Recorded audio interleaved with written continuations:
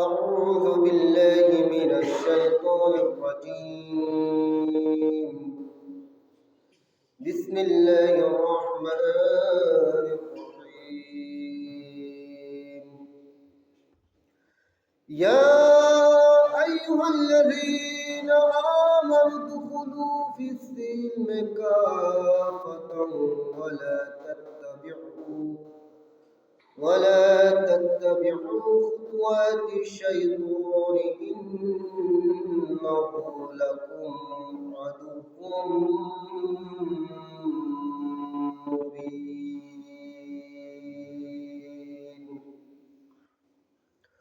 صدق الله العظيم وصدق رسوله النبي الحبيب الكريم ونحن على ذلك من الشاهدين والشاكرين.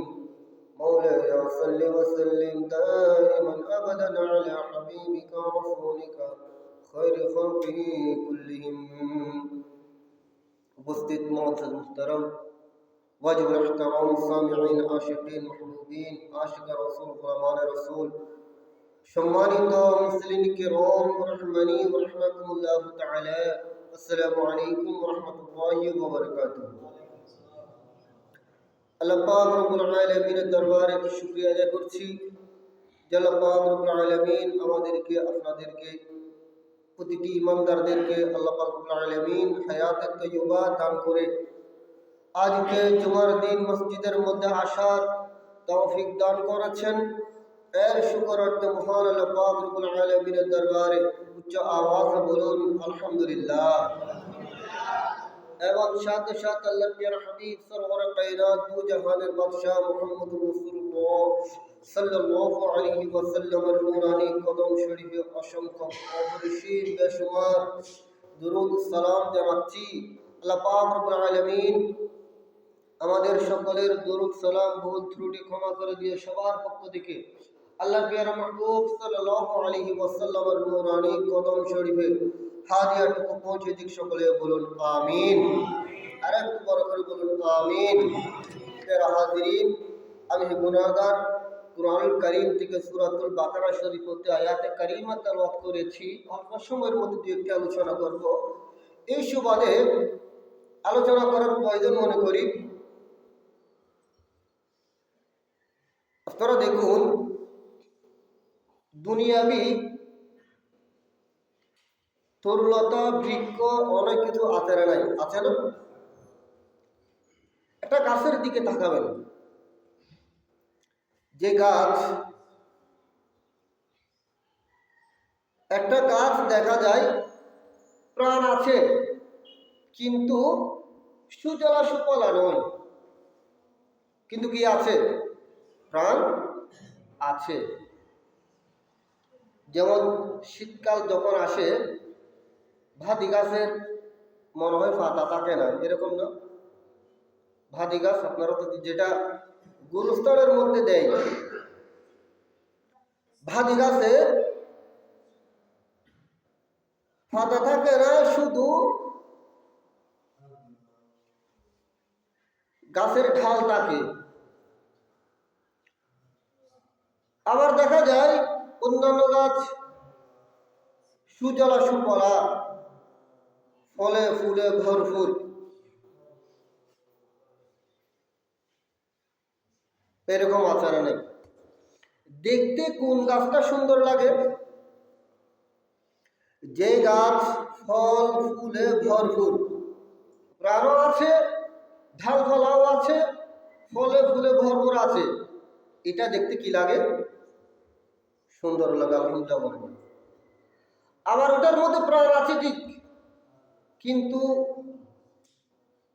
গাছের মধ্যে পাতা নাই, ঝরে গিয়েছে, দেখতে তেমন কি লাগে না? মায়া মায়া লাগে। এরকম আছে না? প্রিয় হাজিরিন, আমরা যারা ইমানদার, যারা মুমিন মুত্তাকিন, ঈমান আছে, আল্লাহ রাসূলের মুহাব্বত কলবের মধ্যে আছে, হৃদয়ের মধ্যে আছে, ঈমানের সাথে সাথে আমাদেরকে, আপনাদেরকে, সকল ইমানদার বান্দাদেরকে আমল করতে হবে। বরকর বলুন সুবহানাল্লাহ।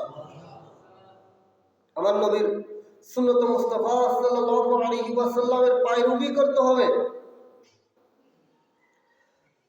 আমার কামলি ওয়ালা নবী বলেছেন, বর্তমানে এমন একটা সময়, ফিতনা ফাসাদের সময়, আল্লাহর মাহবুব সাল্লাল্লাহু আলাইহি ওয়াসাল্লামের অনেক সুন্নাত বিলুপ্তি হয়েছে, ঠিক কিনা বলুন? অনেক সুন্নতে রাসূল আমাদের থেকে দিন দিন হ্রাস পাচ্ছে, কমে যাচ্ছে। অবহেলার মধ্যে, পালন না করার মাধ্যমে, খেয়াল না করার মাধ্যমে উলামায়ে কেরাম বলে আসছেন, কিন্তু আমরা খেয়াল করছি না, গুরুত্ব দিচ্ছি না। এই সময় আমার কামলি ওয়ালা নবী বলেছেন, মান তামাসসাকা বিসুন্নতি ইনদা ফাসাদি উম্মতি ফালাহু আজরু মিআতি শহীদ।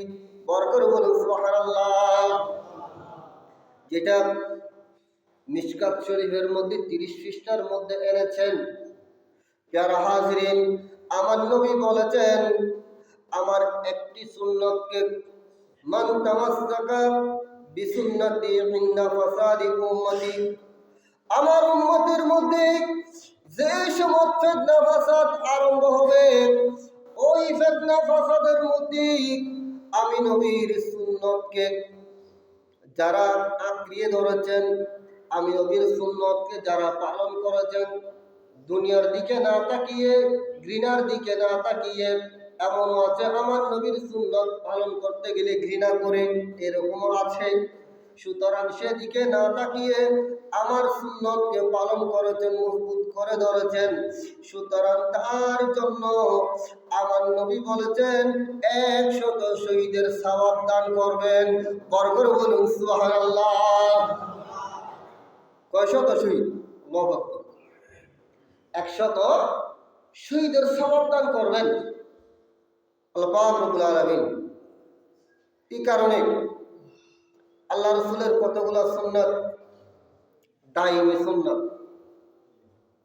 দাইমি সুন্নাত বলতে কি, আমার মাহবুব সাল্লাল্লাহু আলাইহি ওয়াসাল্লাম সব সময় এটা থাকতেন জিসিম মুবারকের সাথে।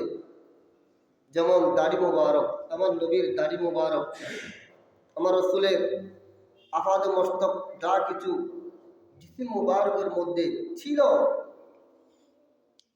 এগুলাকে তাওযীম সহকারে বলতে হবে, ইজ্জত সহকারে বলতে হবে। যেমন তেমন সেখানেও শব্দ উচ্চারণ করা যাবে না। আপনি যত আমার নবীর তাওযীম করবেন, এত বেশি আপনার ইজ্জত সম্মান আল্লাহ বলন্দ করে দেবেন। বরকত বলুন সুবহানাল্লাহ। এই কারণে বলার সময় খুব সুন্দর শালীন ভাষায় আমাদের সাথে যারা দুশমনের রাসূল, তাদের সাথে কেন হচ্ছে না? একটা মাত্র কারণ, তারা আল্লাহর প্রিয় হাবিব সাল্লাল্লাহু আলাইহি ওয়াসাল্লামের সম্মানে আঘাত করতেন, বিভিন্ন কটূক্তি করছেন। নাম নেওয়ার সময়, উচ্চারণ করার সময় সাহাবায়ে কেরাম রাদিয়াল্লাহু তাআলা আনহুম, আহলে বাইতে রাসূল সাল্লাল্লাহু আলাইহি ওয়াসাল্লামের সম্মানে বিভিন্ন বাজে মন্তব্য, বাজে কথা বলে। এই কারণে আমাদের সাথে হচ্ছে না, ঠিক কিনা বলুন? ঠিক না? যেমন আমার নবীর বলতে হবে চুল মুবারক। কি মুবারক? চুল মুবারক। আমার নবীর দাড়ি মুবারক, আমার রাসূলের হাত মুবারক, আমার রাসূলের জুব্বা মুবারক, আমার নবীর পাগড়ি মুবারক, আমার নবীর আসা মুবারক, আমার নবীর জুতো মুবারক। এইভাবে এই শব্দগুলা ব্যবহার করতে হবে প্যারা হাজিরিন, অর্থাৎ তাওযীম সহকারে। এই কারণে দাড়ি রাখা সুন্নত রাসূল, দাইমি সুন্নত, এমন নিয়ামত দাড়ি। অনেকে বলে আমার দাড়ি রাখার সময় হয় নাই, বুড়ো হলে রাখবো আর কি। নাউযুবিল্লাহ বলেন। একটু বড় করে বলতে হবে নাউযুবিল্লাহ। এখনো ফুয়ার বাপ হয় নাই, বিয়ে শাদী করি নাই, বিয়ে শাদী এখনো হয় নাই, নাতি নাইতেন আসে নাই, একটু বুড়ো হলে দাড়ি রাখবো। তাহলে এটা বুড়া হলে যদি রাখার প্রয়োজন হতো, তাহলে ওই দাড়িগুলা আল্লাহ বুড়ো অবস্থা দিত, ঠিক কিনা বলুন? বাস্তব না বাস্তব? আপনার দাড়ি রাখার প্রয়োজন হয়েছে, আল্লাহ পাক রব্বুল আলামিন আপনাকে নিয়ামত দান করেছেন, বর করে বলুন সুবহানাল্লাহ। ওর বোধ কি হতে হতে আর দাড়ি রাখলে হয়তো শরীর দিয়ে কোনো হয়ে যায়, এল্লো আসারা নাই। যুবক ভাইয়েরা, দাড়ি আমার রাসূলের দাইমি সুন্নাত।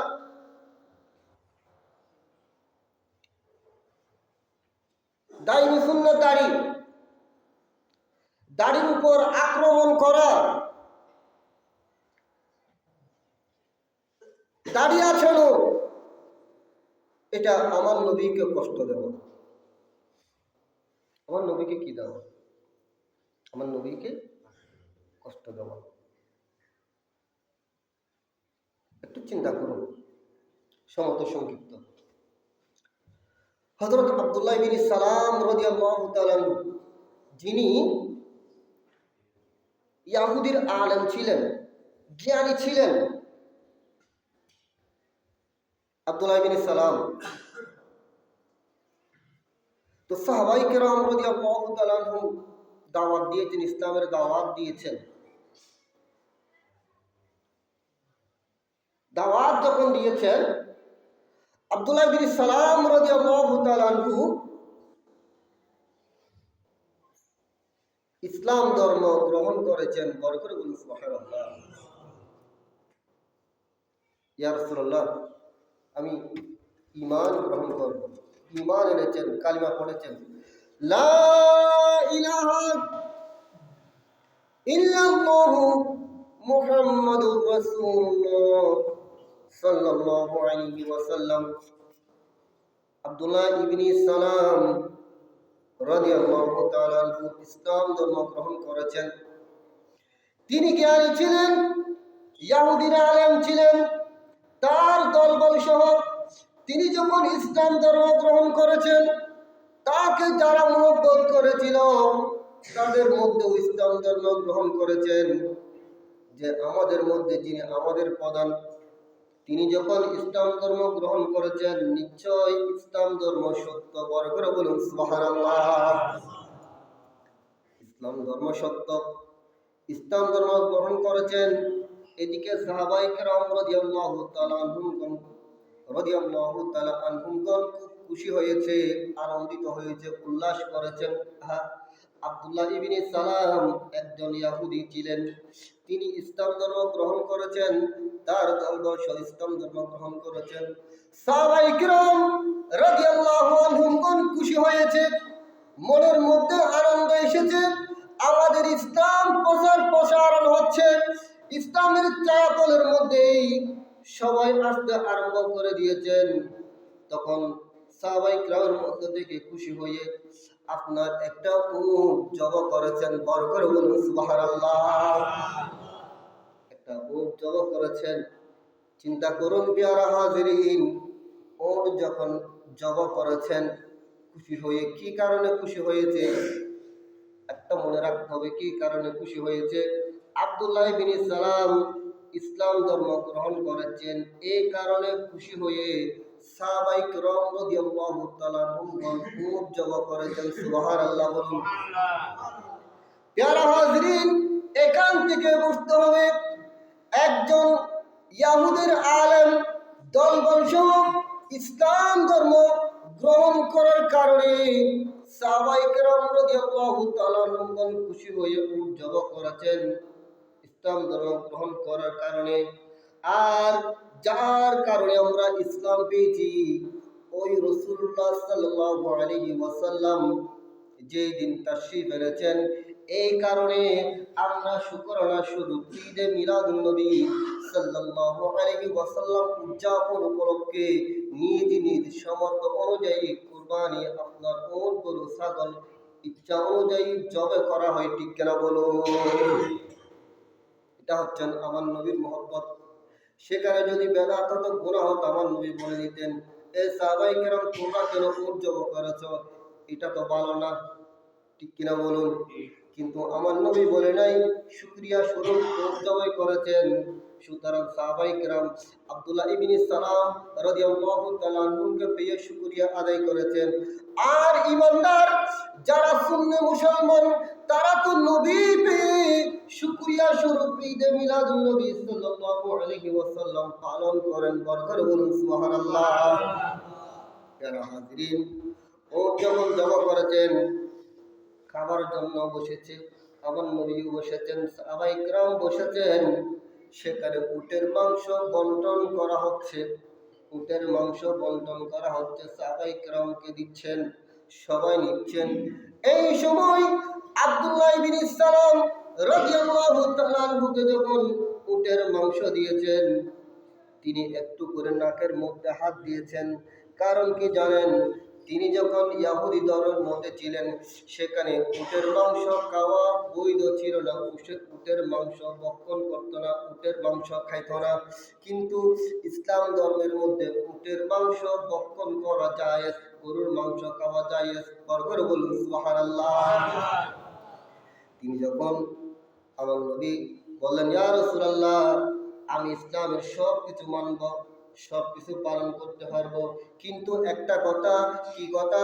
ইয়া রাসূলুল্লাহ, আমি ইহুদি ধর্মের মধ্যে থাকাকালীন উটের মাংস আমি খাইতাম না। সেই ধর্মের মধ্যে উটের মাংস খাওয়া বৈধ ছিল না। এই কারণে আমার একটু শখ আসতেছে। কি আসতেছে? একটু শখ আসতেছে, খেতে ইচ্ছে করতেছে না। কি ইচ্ছে করতেছে না? আমাদের তো অনেক আছে না, হাড়ের মাংস খাই না, যেরকম অনেক আছে না, গরুর মাংস খাই না, অনেক আছে না, অ্যালার্জির জন্য গরুর মাংস খাই না, এরকম অনেক আছে না, আছে না নাই? কিন্তু কেউ তো কিনা করতেছি না। এমনি ডাক্তার বাস দিয়েছে, চিংড়ি মাছ অনেক মজা, ডাক্তার বলেছেন আপনার অ্যালার্জি হয়েছে, চিংড়ি মাছ খাইতে পারবেন না, এরকম অনেক আছে না, আমরা খাচ্ছি না চিংড়ি মাছ। প্যারা হাজিরিন, আব্দুল্লাহ ইবনে সালাম, আচ্ছা বলেন তো, উটের মাংস খাওয়া কি ফরজ? উটের মাংস খাওয়া ফরজ, ওয়াজিব, সুন্নাত, একটা মুবাহ। উস্তাদ আপনি খাইতে পারেন না খাইতে পারেন, আপনার ইচ্ছা, আপনার ইচ্ছা এটা। প্যারা হাজিরিন, কিন্তু আপনি যখন ইসলাম ধর্ম গ্রহণ করেছেন, ইসলাম ধর্মের একদম আল্লাহর মাহবুব সাল্লাল্লাহু আলাইহি ইসলাম যা কিছু এনেছেন, ইসলামের শরীয়ত করে দিয়েছেন, সব কিছু আপনাকে মাথা ঝুঁকিয়ে গ্রহণ করতে হবে। বরকত বলুন সুবহানাল্লাহ। এটা একদম আপনা হোক, এটা একদম কি হোক, আপনা হলেও আপনাকে গ্রহণ করতে হবে। তখন সাথে সাথে আল্লাহ পাক রব্বুল আলামিন জিবরিল আমিন আলাইহিস সালামকে বলেছেন, এই জিবরিল আমিন, আমার কাছ থেকে আয়াতে কারিমা নিয়ে যাও, আমার নবীর কাছে নিয়ে যাও, সাহাবায়ে কেরাম আছে। তখন জিবরিল আমিন আমার নবীর কাছে এসে বলেছেন, ইয়া আইয়ুহাল্লাযীনা আমানু দুখুলু ফিস সিলমি কাফাতাও ওয়া লা তাত্তাবিউ খুতুওয়াতিশ শাইতানি ইন্নাহু লাকুম আদুউম মুবিন। বরকত বলুন সুবহানাল্লাহ। আমার আল্লাহ বলেছেন, আইমান ওয়ালু, এ ইমানদার বান্দা, ইসলামের মধ্যে পরিপূর্ণ প্রবেশ করো। সুবহানাল্লাহ বলুন। পরিপূর্ণভাবে প্রবেশ করো, কাফাতান অর্থাৎ পরিপূর্ণ, ওয়ালা তাত্তাবিউ খুতুওয়াতিশ শাইতানি, শয়তানের পদাঙ্ক অনুসরণ করবে না। শয়তান তোমাকে ওয়াসওয়াসা দেবে, শয়তান তোমাকে ধোঁকা দেবে, নফস শয়তান ধোঁকা দেবে, ইনসান শয়তান তোমাকে ধোঁকা দেবে, ভালো কাজ থেকে বিরত রাখবে, ঈদে মিলাদুন নবী সাল্লাল্লাহু আলাইহি ওয়াসাল্লাম থেকে বিরত রাখবে, আপনার ইসলাম থেকে, নামাজ থেকে, রোজা থেকে, যাকাত থেকে, ইসলামের কানুন থেকে তোমাকে বিরত রাখবে। খবরদার খবরদার, তুমি এদিকে অনুসরণ করবে না, কারণ শয়তান হচ্ছে তোমাদের প্রকাশ্য শত্রু। আমার আল্লাহ বলেছেন, ইন্নাহু লাকুম আদুউম মুবিন, নিশ্চয় শয়তান হলো তোমাদের আমাদের প্রকাশ্য শত্রু বর করে বলুন সুবহানাল্লাহ। এই আয়াত অবতীর্ণ করে দিয়েছেন প্যারা হাজরিন।